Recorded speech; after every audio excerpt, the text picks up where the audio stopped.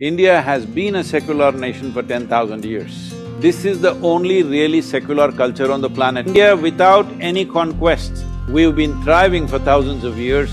Let us not start another fight, another war in the name of climate change. You must ride with me, Erik.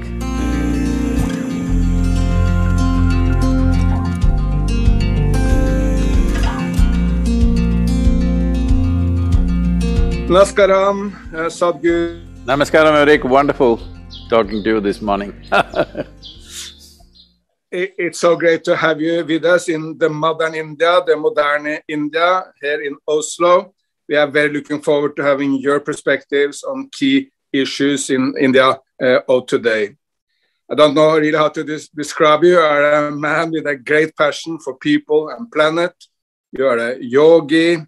You are a mystic, you are a spiritual leader, you have millions upon millions of followers and thousands upon thousands of volunteers working with you. Extremely important campaigns like Rally for Rivers to help the living rivers of India really improve in the 21st century. You are also declared as one of the 50 most important leaders of India of modern times. We are eager to discuss three main issues with you. Your Living Soil campaign, which is just embarked. Your thoughts about the great discussion which is happening in India these days about the soul of the nation, the religious background for India. And thirdly, really the very simple question, why is India so important for the 21st century? But let's start with Living Soil. In a very few days, you will embark upon a campaign by motorbike from London to Delhi, and your aim is really ambitious. You want 3.5 billion people. No, that's not very ambitious, Erik. That's not very ambitious, it's less than half the population. True. Why is Living Soil so important? Please tell us. Why is soil so important? Because who we are is made of soil. Every life that you see around you, plant, tree, insect, bird, animal, whatever, every life that you see around you, the source of that is soil. How can soil not be important? Whether we live or die, it's the soil that we come from, that's the soil that we go back to. Why is it that we have neglected it for so long? And particularly in the last 50 to 100 years, how we have treated soil as if it is a material that we can use. This attitude has come to us because of keyhole scientific research going on. Somebody finds out, okay, this nitrogen is missing here, somebody says this is… phosphorus is missing there, this, that. If you put all these chemicals, you won't get soil. It is just like there is a biochemistry to us. If you put all the chemicals in a drum, we won't produce an Erik or a Sadhguru, all right? It's not going to happen. Just like that, we are not going to make soil because soil is a living entity. In a handful of soil, there are more organisms than all the human beings that ever existed on this planet. Not today, forever. So that is how alive it is. If you walk into a rainforest, the soil organic content could be anywhere around 70 to 75%. This is a fantastic soil. Anything can sprout out of that. Well, in normal agricultural soils, we expect at least 3 to 6% of organic content. But today, in southern Europe, most of the lands are just above 1%. That means in a temperate climate, if it falls below 1% organic content, that is called desertification. I'm saying a whole southern part of Europe is on the verge of desertification. In India, 62% of the soil, agricultural soil, has less than 0.5% organic content. This is just on the verge of desertification. In Africa, the desertification is spreading, you just don't even have to look at any scientific data, just look at the Google map 15 years ago and now, you will see how the desert is spreading in Africa. So it's happening everywhere, and United States is a massive problem more than 50% of the topsoils have disappeared in the last 100 years. So all this is happening, and my question is, why is it that nobody is talking about soil? When we talk about climate change, when we talk about global warming, there is no way you can talk about these things without referring to soil or soil degradation. But unfortunately, there is no such focus simply because activism is driven towards or anti certain industries. Well, it is about carbon fuels. I'm not saying that is not important, that is also important. But soil is the most important thing, and it is the easiest things to turn around, for which we have a solution. Where we have a solution, should we go first? Or where we are yet to develop technologies for solution, you should go there. So right now, we still don't have solutions as to how to generate energy in the world without burning fuels, all right, carbon fuels. Well, people may say there is solar, there is wind, yes, all this is there, but right now it is not even producing 2% of our requirement. Yes, we need to move in that direction, definitely that is a direction to go, but that solution is still far away. But soil is not like that. Right now, if you plow the soils, leave open soils, it is generating billions of tons of carbon dioxide. The same thing if it is under shade, and if carbon sequestering is happening because photosynthesis is on in a big way on the planet, then this can be turned around in just a matter of 8 to 10 years' time. So instead of attending to this, we are attending to everything else, because people think any cause means we have to fight with somebody. What we need is not a fight. People say war on climate change. Please don't start another war. There have been enough wars for so many reasons. Everybody, whoever fought the war, always they thought they had a good enough reason to fight the war, always. Otherwise, why would anybody risk their lives? War means you're risking your life. Why would any man or woman risk their life if they did not think it's worthwhile? So you may look at it from outside and say this is a stupid reason for war, but those people believed it's worth dying for, all right? So, let us not start another fight, another war in the name of climate change. Even if your tempers rise, you know, the climate will get warmer. We must know that. It's not just fossil fuel, not just war. If all of us get into a high temper state, climate change will happen, global warming will happen, at least it's happening within us. So it's very important we approach this as a generation of people. This is a generational responsibility.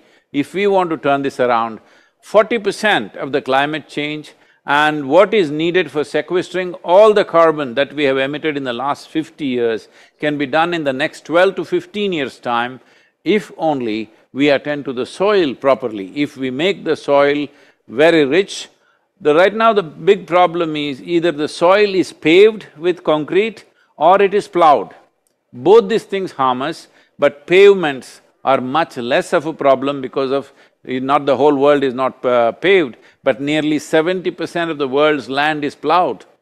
So, plowing is the biggest thing, and lack of green cover on it. If people don't understand what I'm saying, simplest thing is just this. You come here in Tamil Nadu, in the tropical climate, stand there in the sun for 1 hour, just go under the tree, you will know what is climate change. This is what every organism is complaining. Every organism needs that shade, that green shade, where photosynthesis is happening on a large scale. Without that green shade, there is no question of reviving the soil, there is no question of turning back the climate change either, because if you convert all the vehicles, all the automobiles, they are saying if you convert them into electric automobiles tomorrow morning, only 6% difference it will make. That too for urban populations, not really across the world. So I'm saying the main issue is agriculture, and it is also our food cycle, when every responsible scientist in the world is clearly saying by 2045, we will be producing 40% less food and our populations will be 9.2 billion. Well, that's not a world we want to live in. That's not a world where we want to leave our children. This is a terrible world that we are envisioning for ourselves and we are creating, but this can be turned around. This is why the Save Soil movement, that if governments take this policy, that every farmer who owns, anybody who wants to own land, must ensure there is 3 to 6% of organic content. This is not just about us, because we are not using our soil. We are already using the soil of the unborn child. It's our responsibility for future generations that we leave a living soil. Soil is not our property, it is a legacy that we have received and we must pass it on that way. No, you are so right to drag people's attention to soil and to agriculture, because that's really been underestimated in the climate campaign, the importance of this. And I know you will not try to bring people's attention to this by boring them or by a number of PowerPoints, but you will launch a really big global campaign, making people enthusiastic and interested in this important topic. You must ride with me, Erik. I will be happy to come with you at some point for sure. But tell us also about, as seen from outside, there is a very important big debate going on in India. It's not that different from debates in America or Europe or any other place about what's the soul of the nation. But some people say India is at heart a secular nation. It's been so for the last 70 years. Others say India is at heart a Hindu nation, has been so for thousands of years. And there are any number of positions in between. How do you see this debate going on, and what's your position as to, let's put it, what's the soul of India? India is not a secular nation for 70 years alone. India has been a secular nation for 10,000 years, because this is a country where there is no absolute dogmatic belief system. There is no absolutism. It is always about seeking. This is a land of seekers. A seeking means you have clearly seen that much of what this creation is you do not know, so you are still a seeker. So when you are a seeker of truth, there is no absolutism. When there is no absolutism, there is no such thing as dogmatic religious belief, because there is no one book or one Messiah or one God telling us anything, because this is a culture where everybody has to seek their liberation, everybody has to seek their truth within themselves. So when this is the culture, this is the only really secular culture on the planet, if you ask me.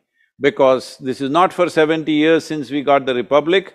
Well before, the culture has always been a secular process, and this needs to happen to the entire world. This sense of absolutism that my way is the only way, anything other than that must be, taken out of this planet kind of attitude has to go. This is not a time when humanity has come to this place in 20th century with enormous power at the fingertips of each citizen.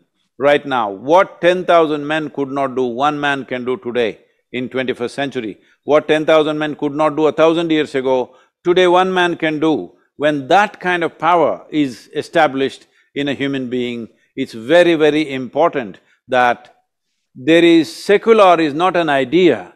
Secular means that you have not fixed walls as to what is right and wrong. There is no sense of absolutism. India is the epitome of that culture, that here there is nothing absolute.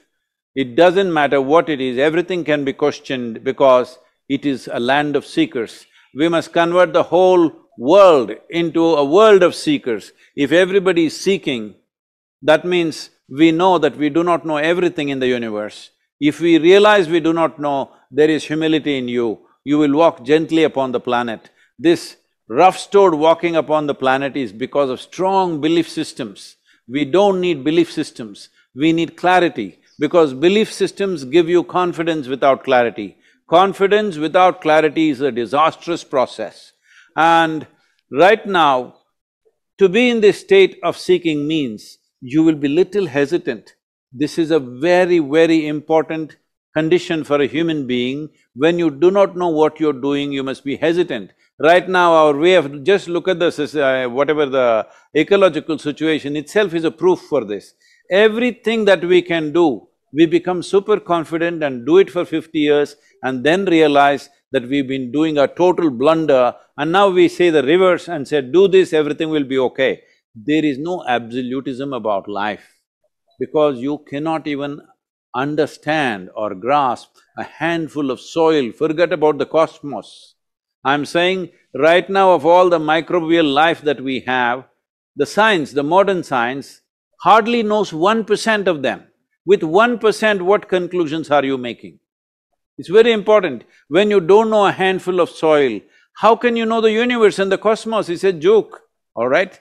So it's very, very important we understand we do not know. If we see we do not know, we will naturally become seekers, we will walk gently upon this planet. The strong belief systems of this is the way is very, very damaging. Whether it comes from religion or science or philosophy, this is the way is not the way. There could be many ways, all of us are always looking at it to bring more clarity to ourselves rather than building bullish confidence about everything. This is so beautiful, and I'm sure this is what many people will take away from this meeting today. Let's forget about absolutism and let's create a world of seekers. If we are all seekers, we create a much, much better. A world full of seekers will allow every human being and every life on this planet to live better. Absolutely. And finally, of course, you're speaking to an audience of the converted because people are in this room because they believe India is important and they believe in the relationship between India and Europe. But hammer it in. Why is India so important for the world in the 21st century? Why is India important? Because if you look back just 230, 240 years ago, or let's say 250 years ago, India was the most dominant business force in the world, but never went out to conquer another land. It's very important. We traded phenomenally strongly with Southeast Asia, with China, with Arabia, with Europe. At one time, probably 60 to 70% of the clothing that the Europeans wore came from India. 33% of the world's export happened from India. So it's always been a manufacturing and trading nation, but never interested in conquest. For 8,000–10,000 years, we trade with the same country, but we never think of conquering them because we are seekers, we are always awestruck with somebody else's differences. We are never thinking somebody is different from us means you must kill them. We are always very excited about differences. So if you drive in India every 50 kilometers, you will see we look different, we talk different, we eat different, everything is different about us. Every village has a different god. All right. So yeah, sure. So this diversity existing together for thousands of years without much conflict is a very important quality that the world has to nurture. And as a business does not mean conquest. Business means to serve as many people as you can. This has to come into our cultures.